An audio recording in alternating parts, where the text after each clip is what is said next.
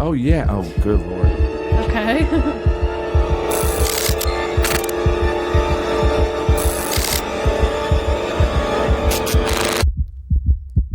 So, speaking of scary things, we all just watched Maddie's leather pants walk out of the room. Yep. That was petrifying. That's a great intro. Chills down He my does have spine. leather pants, man. Are they not leather pants, Brian?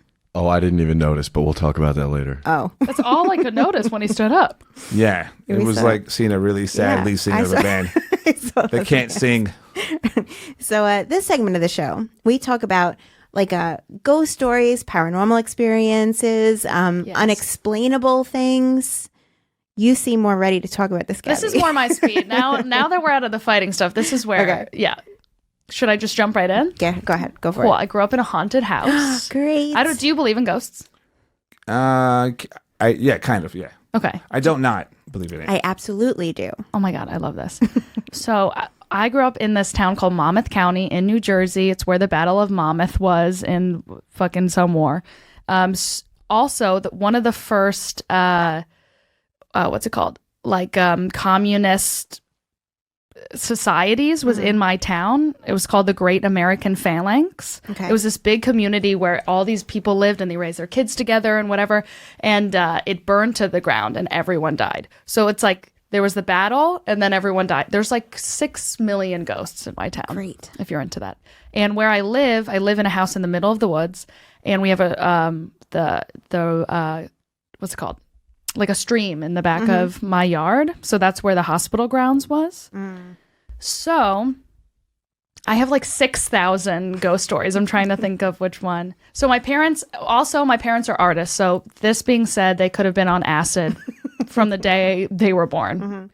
My dad has a story how he was playing piano in our living room and my mom was watching and there were ghosts dancing in like, because it was like kind of like a ballroom situation. Like they're dancing and like passing through my dad, and my mom and my dad both say that they saw this, which And is he just kept playing. yeah. Maybe acid. Psycho. There's this magazine in New Jersey called Weird NJ. This is so freaking weird because this is the third time this has come up, and I was in New Orleans 2 weeks ago, and the cab driver driving me to the airport was from New Jersey, and I was asking, I was like, "You live in New Orleans? Tell me a ghost story that you've experienced." And he was like, "Actually, I'm from New Jersey. Did you ever hear of Weird New Jersey? This keeps coming up, and it's freaking crazy." Oh, it's the best. It's like I read it nonstop when I was a kid. This magazine called Weird NJ. It's a ghost magazine.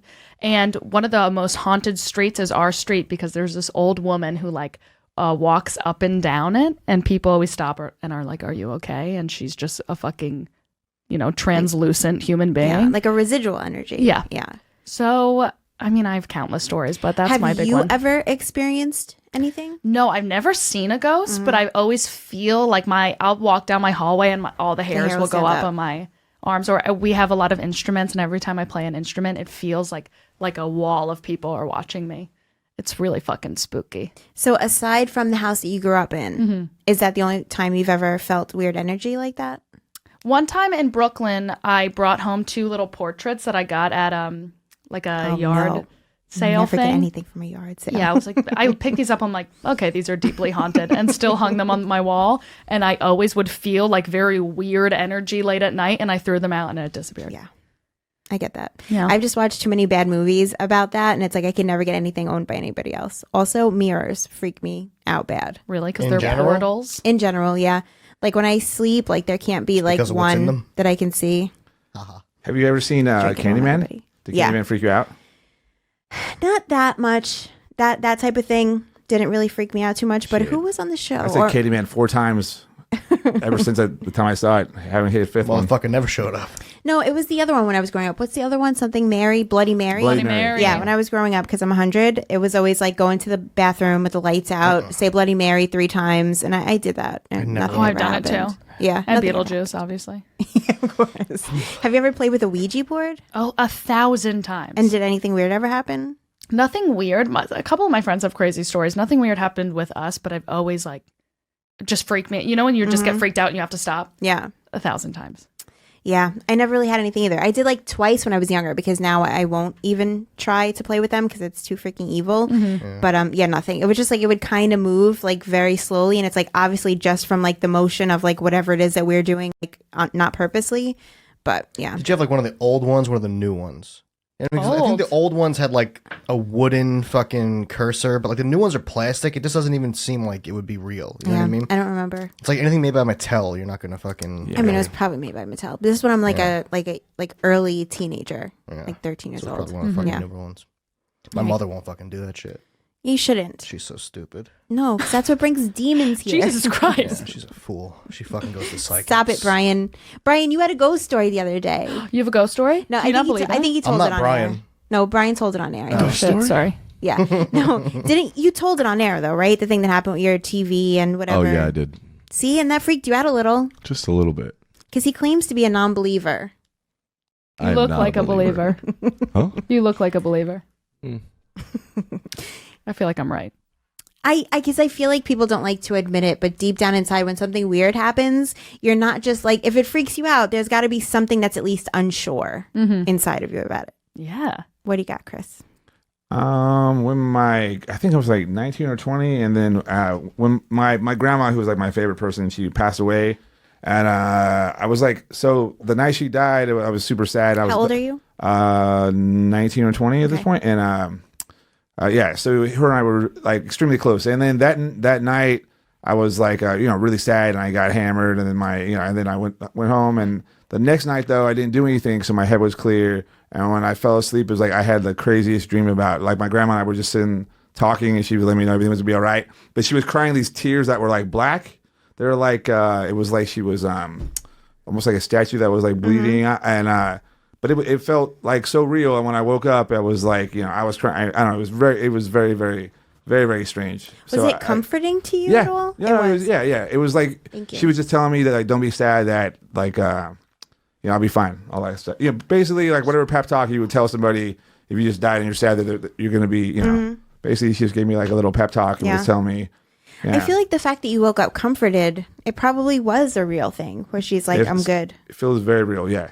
Yeah. I can't remember what I was listening to recently, that they had a psychic or something on, and it's like, psychics are what, Brian? You could jump Wasn't that SDR? No, because I don't believe anything that chick says.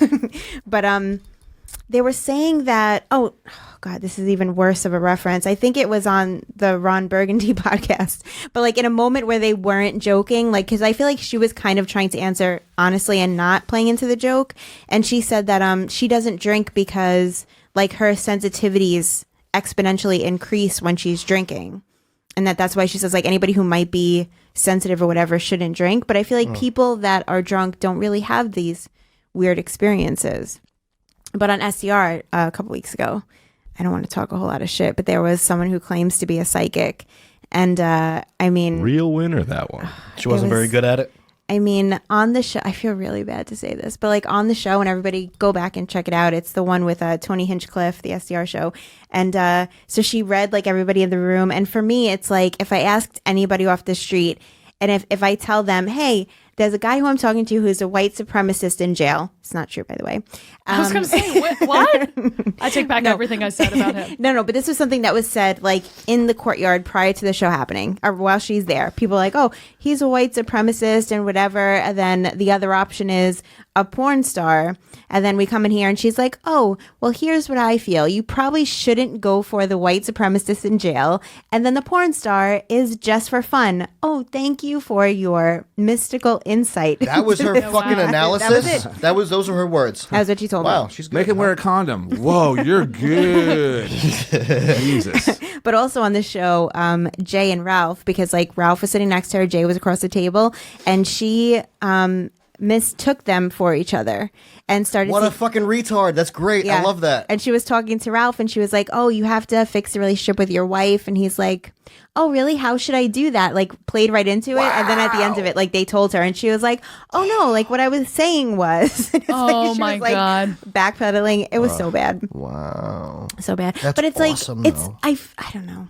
Because there are like, there are mentalists out there that do amazing things that can be mistook as like, Did they like having a gift. And they didn't tell her any, like, you know what I mean? Did they tell her like, oh, they didn't lie to her, right? These are people you can search really easily. No. I'm saying Ralph didn't say like, oh, I have a wife, and then make her. No. You know what I mean? Like set her up. No. And at the She just beginning, went for it. she was like, to Jay though. Yeah. She was like, because Ralph was like, oh, what should Jay do like with his wife? And so like most people know, Big Jay Ogerson is married, but like only on paper because he has a girlfriend, and like him and his wife are only married on paper.